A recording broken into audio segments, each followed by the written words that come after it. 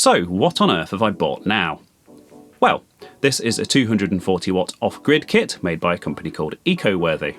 Okay, I'm pretty sure they don't manufacture their own stuff, as I've seen all of these bits being sold under various brands elsewhere, but they happen to be the cheapest for this particular setup, which is aimed at boats, campers, off-grid cabins and the like.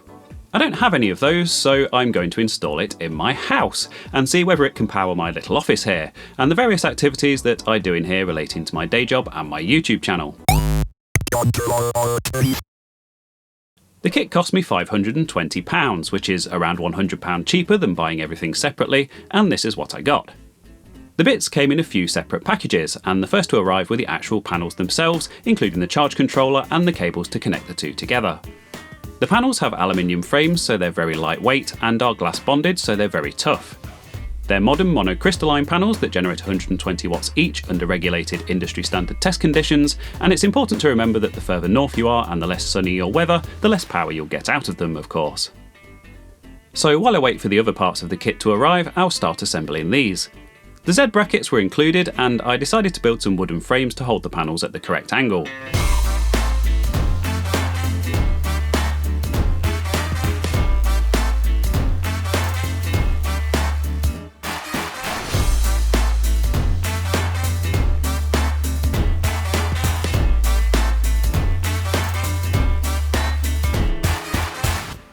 Ideally, in the northern hemisphere, solar panels should be mounted facing south, and it turns out that the rear of our house is only 23 degrees off that, pointing southwest, which just means that I'll get a bit more sun in the evening, but actually that's when I need it the most, so it's not a problem at all. For optimum performance, the panels should be angled upwards at the same angle as your latitude, which in my case, roughly in the middle of England, is 52.5 degrees. The sun's apparent height in the sky actually varies by 15 degrees either way over the course of the year, and some people do re-angle their panels twice a year, which can apparently net an extra 4% output. Of course, due to the way my frames are designed, I could do this if I wanted to, but whether I can actually be bothered remains to be seen. By the way, I'm using some 2x2 treated timber here, so it should survive outside, and I'll treat the cut ends once I'm happy that it's all together properly and going to work as intended. It's all assembled using some decking screws and bolts I had left over from another project. The frames are anchored to the wall so they don't blow away, and also because I don't want too much weight resting on the flat roof here and potentially damaging it. The window that you see here is this very room where I'm recording this, and there happens to be a handy air vent that I can run the cables through nice and neatly without having to drill any holes in the wall.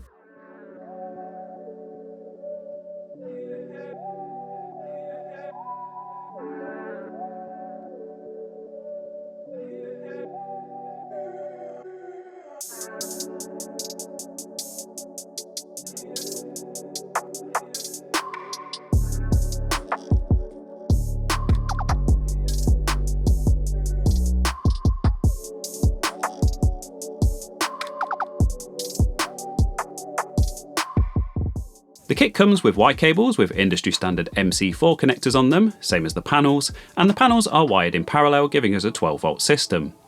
There are also 24 volt systems that wire pairs of 12 volt panels in series, but the inverter that comes with this kit is 12 volts, so that's an easy decision to make. It also means that if one panel is dirty or partially shaded, it won't reduce the output of the other panel as it would if they were wired in series. It seems the final angle, once all assembled, worked out at 48 degrees rather than the 52 that I was aiming for, but this contraption is pretty rustic, so I'm happy with that. I positioned it so that I'm able to climb out of the window, which is very occasionally handy, not to mention being our upstairs fire escape, and I also have some room up here for further expansion should I want to add another bank of 2 panels using the same setup, which might help in the winter. The panels connect to something called a charge controller, and the one supplied with the kit is a very basic unit that can handle up to 30 amps of input and can charge lead acid, gel or lithium iron phosphate batteries. It supports 12 or 24 volt setups. I'm massively simplifying here, but 240 watts divided by 12 volts gives us a nice round 20 amps, so even if I decide to move to somewhere like Kenya right on the equator and take this setup with me, it should be able to handle everything these panels can dish out. I reduced the length of the included cables by about 1 metre to keep the low voltage runs as short as possible, and I've been careful to match the lengths of all of the cables in this installation. As for the charge controller, I'd really prefer something that can actually log some data, but hey, it's what comes with the kit and hopefully gets the job done. As I don't have my batteries or inverter yet, the best I can do is plug something into the USB ports. The old OnePlus phone I use in my teleprompter is completely dead and charges quite happily to 100% in just under an hour and a half, partly thanks to this crazy heatwave we're having. I don't even have the whole kit yet, and I'm already getting my free electricity. By this point, I'm absolutely itching to get my hands on those lovely lithium iron phosphate batteries. So inevitably the next part to arrive, a couple of days later, is of course the inverter. This is the part that takes the 12 volts from the batteries and turns it into mains voltage for the devices that need it. This one's eco-worthy branded, just like the rest of the kit, and is their most basic 600 watt model, which can apparently handle 1200 watts of inrush current, or the initial surge when a connected device is switched on. In practice, I'm not sure this is true, more on that in a few minutes, but it should be more than adequate for powering stuff like my laptop and LED panel lights and a soldering iron and charging my camera batteries. Hopefully I can run some old computers and consoles on it too, making the channel completely off-grid, but we'll see. It was at this point that my batteries finally arrived with yet another courier. I know there are some laws around who can carry lithium batteries, so I guess that's the reason for that. These modern lithium iron phosphate, or LiFePO4 batteries, are actually not like the lithium batteries of a few years ago and are a very stable and safe chemistry. They can be used whichever way up and don't require any ventilation. Another cool thing about LiFePO4 batteries is that they allow you to use 95% of their advertised capacity, unlike lead acid which is only 50%, and you can charge them 10 times as many times, with them degrading to around 80% capacity after 3,000 charge cycles, and generally lasting for over 5,000 before needing replacing, making them good for well over 10 years even under very heavy usage. These particular batteries have a battery management system built in, which protects against short circuits, overcharging and various other electrical safety issues, unlike say a DIY solution where the BMS would be external. At the time of recording, the kit now comes with 50 amp hours rather than the 40 amp hours I got here, but whatever. It can always be expanded in future if these prove to be inadequate. I'll just need to source more 20 amp hour units or replace the whole lot so as not to mix different capacities which can potentially damage the batteries. As mentioned previously, the batteries are wired up in parallel using the integrated screw terminals, and the pre-crimped cables for this are included with the kit. Then it's just a case of connecting them up to the charge controller after making sure it's set to the correct battery type.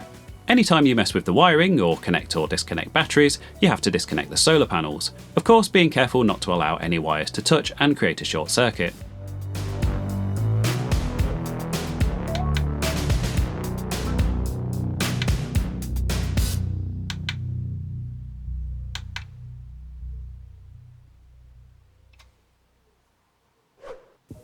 Finally, it's time to sort out the inverter, and this huge chunky cable that came with it doesn't really make much sense.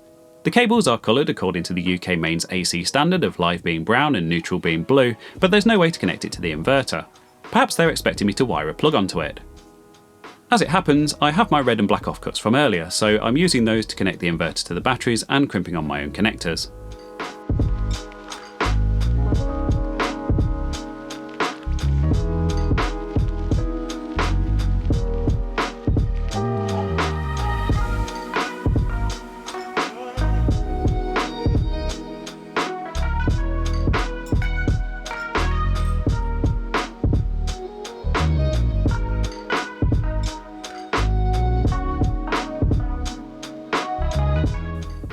As per the controller, I'm also using some of this heavy duty Velcro to make sure it doesn't move around and potentially pull on the wires.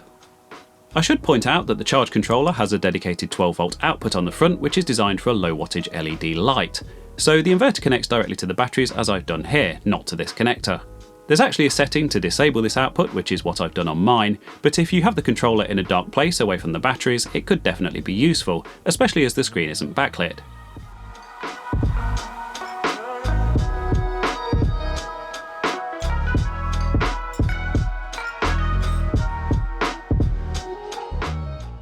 Anyway, that's the complete setup done. Wait! Turns out there was also a 50 amp fuse in the box that I completely missed and only found afterwards when I was sorting out the recycling. With this all being nestled in amongst a load of combustible materials, aka my game collection, it'd be pretty silly not to have it all protected, although that said, the inverter does have built-in fuses as well. So that's the setup done, and that was over 2 weeks ago, so what kind of things have I been able to do with all my free power? Well, the first day was a bit of a disappointment actually.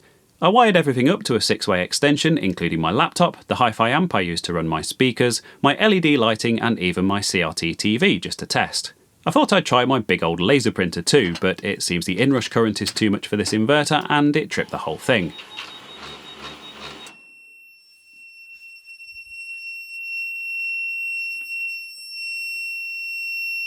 To be fair, we very rarely use this anyway and it's off most of the time, so that'll have to stay connected to the grid for now. With the CRT off but everything else left on, I set about my day's work, and my kilowatt showed that I was using about 85 watts of power. With 480 watt hours of battery capacity, I expected to be able to comfortably run everything for at least 5 hours, especially after the sun directly hit the panels at around 10 AM. As it happens, the inverter started beeping and the whole system died after around 2 hours, before the sun had even had a chance to do its thing. I was pretty disheartened with the whole thing until I started looking into the batteries and realised that they're only shipped with 30% charge. I'd installed them quite late in the afternoon the day before and used them for a bit in the evening, and there hadn't really been any sun to charge them, so that explains that. Over the next couple of weeks I was out with work quite a lot, so didn't get to test the all-day capabilities of the system until much later on, but I did get some use out of it in the evenings, recording a repair video on my IBM 5153 monitor here. The soldering iron, desoldering station, camera and LED lighting were all powered by this setup, and I even ran the 110 volt step-down transformer on it simultaneously for a short time for testing, as this monitor is a US import and the inverter and batteries handled it all just fine. As it happens, the monitor still has some issues, and that's why that video hasn't seen the light of day yet. We were away one weekend, but the other I woke up deciding I wanted an impromptu barbecue on the Saturday, and my wife informed me that we didn't have much room in the fridge. So I plugged in an old mini drinks cooler, which as it happens ended up drawing about 50 watts, and with it being a sunny day and the panels outputting around 3 times that, it powered it just fine all day, and I had some nice cold local beers and some mixers for my wife's gin by the evening, which as you can imagine went down very well. With 480 watt hours of battery capacity, I could have run the fridge for potentially up to 10 hours overnight too, which is really cool to know, but it had served its purpose by that point, so I switched it off. I did spend a couple of days working from home that following week, and the system was more than enough to keep my laptop charged and run my hi-fi amp, consuming about 30 watts between them, and I even recorded and edited another video, which was the magazine one, and that, I guess, is the first ever video released on my channel entirely powered by solar power. Alright, my router and modem aren't connected up to it yet, so I didn't upload it using solar power, and I did make a few cups of tea which are essential to the process, so if you want to be picky, I guess my channel isn't 100% solar powered just yet, but I think it's a good effort. Finally, I thought I'd try something a bit more substantial and plugged our vacuum cleaner into it, and the cable is actually long enough to do the entire house that way, so that's what I did. Henry was pulling about 500 watts, which is by far the biggest load I've had on the system so far, and other than the fan in the inverter running flat out, it coped just fine for the 20 minutes or so that job took. So not only have I used the power of the sun to make videos, do my day job, charge all my portable devices, including my phone every day and every single battery in the house, and used it to cool drinks, I've even used it to clean the house itself.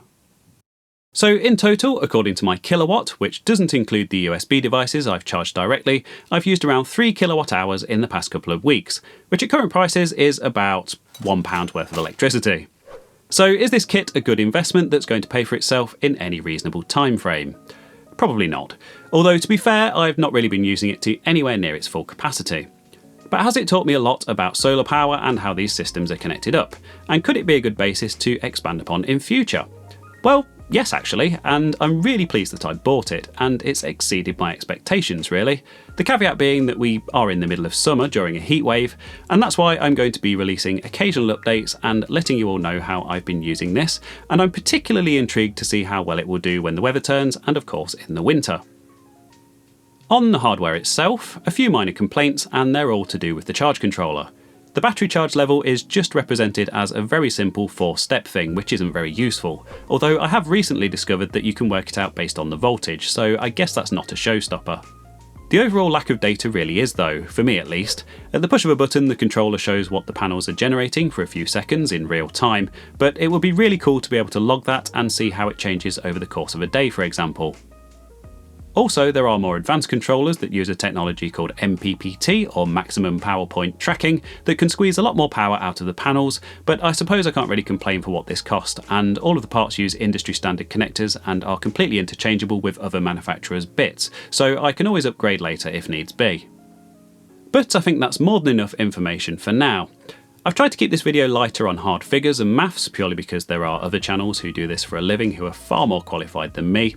For example, I urge you to go and check out Will Prowse if you want to learn more, as I've learned so much from his videos, and he's very knowledgeable when it comes to all things DIY solar. So I'll link that down in the description. So keep an eye out for occasional updates on my little solar system on this channel throughout the year, and of course big thanks are in order to my channel members and patrons who help me to keep this all ticking over. They get early access to videos and to special features on my Discord server, as well as behind the scenes updates on my projects. Thank you very much for watching, and I'll hopefully see you again soon.